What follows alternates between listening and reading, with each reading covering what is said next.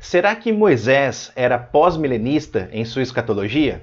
Bem, é verdade que chamar Moisés de pós-milenista é cometer um anacronismo grosseiro. Anacronismo é um erro de cronologia. É quando você atribui a uma época ou a uma pessoa do passado ideias e conceitos que, na verdade, pertencem a uma época posterior. Por exemplo, dizer que na Idade Média não existia nenhum carro de 4 portas, mas somente de 2 portas, é um anacronismo. Isso porque não existia nenhum carro na Idade Média. Os primeiros automóveis foram produzidos só mais tarde, no século XIX. Então, pensando na escatologia, de fato, o termo pós-milenismo ainda não existia na época desse grande líder do Antigo Testamento, Moisés. No entanto, o otimismo em relação ao futuro pode sim ser encontrado nos escritos mosaicos, e o otimismo histórico é uma característica peculiar da escatologia pós-milenista. Dito isso, vamos então para a nossa reflexão de hoje. Sabemos que Moisés escreveu o Pentateuco, ou seja, os 5 primeiros livros do Antigo Testamento, de Gênesis a Deuteronômio. Nessa porção bíblica, Moisés escreveu sobre vários temas fundamentais da fé cristã. Nesse vídeo em particular, vamos falar sobre 2 temas apenas: a criação do ser humano, envolvendo aí a queda e a promessa de redenção, e a aliança feita com Abraão. Somos informados logo na abertura de Gênesis que Deus criou os céus e a terra. Mas Deus criou não apenas os céus e a terra físicos. O Novo Testamento revela que o Senhor criou todas as coisas, sem exceção, incluindo todos os seres vivos, sejam visíveis ou invisíveis. Portanto, não há dúvida de que Deus criou tudo, e Ele assim o fez por causa da sua vontade soberana. Além disso, Deus criou tudo visando um propósito específico, o que significa que Ele não criou todas as coisas apenas por criar. Tudo teve um objetivo estabelecido, e o objetivo de Deus sempre vai prevalecer, como diz a Escritura. Diante disso surge a seguinte pergunta: por que Deus decidiu criar o universo e tudo o que nele existe? Sabemos que a vontade de Deus é soberana, e por isso Ele criou todas as coisas, porque essa foi a decisão que Ele quis tomar. Mas por que Deus tomou essa decisão? Qual é a finalidade de Deus ter criado todas as coisas? A resposta é que Deus criou todas as coisas para a glória do seu próprio nome. Ele deve ser glorificado porque Ele é o Criador de tudo.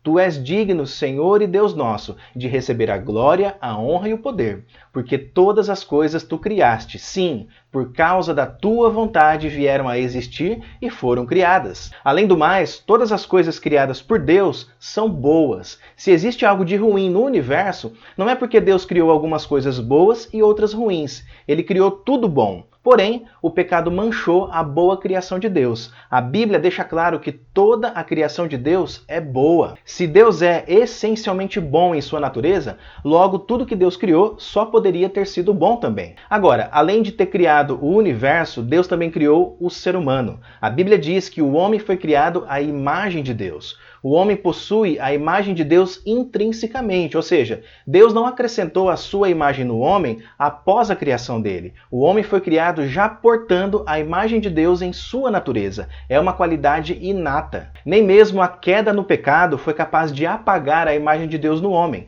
É por isso que o próprio Deus disse que quem matar uma pessoa deve morrer também, porque o homem foi criado à imagem de Deus. Dito isso, pessoal, observe que depois de criar o ser humano, Deus delegou a ele uma missão privilegiada. Façamos o ser humano à nossa imagem, conforme a nossa semelhança. Tenha ele domínio sobre os peixes do mar, sobre as aves dos céus, sobre os animais domésticos, sobre toda a terra e sobre todos os animais que rastejam pela terra. Qual foi a missão dada por Deus ao homem? A missão de dominar a criação em todos os seus aspectos. O ser humano recebeu autoridade para exercer o mandato cultural. Mas o que significa exercer o mandato cultural? O mandato cultural envolve a vice-gerência do homem sobre o cosmos. Era para o homem desenvolver e manter tudo aquilo que havia sido criado por Deus.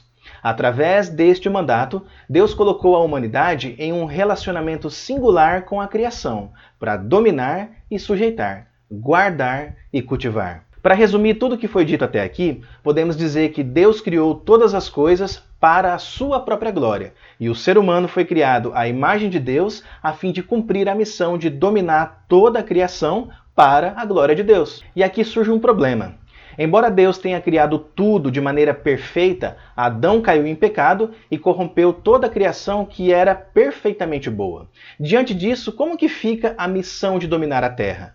O objetivo de Deus de que o homem exerça domínio sobre a criação vai se cumprir? O pecado não frustrou essa missão? E a resposta é não. Depois da queda, Deus não desistiu do homem. Muito pelo contrário, a Bíblia revela que logo após a queda, Deus providenciou a redenção do ser humano, fazendo a seguinte promessa: porém inimizade entre você e a mulher, entre a sua descendência e o descendente dela.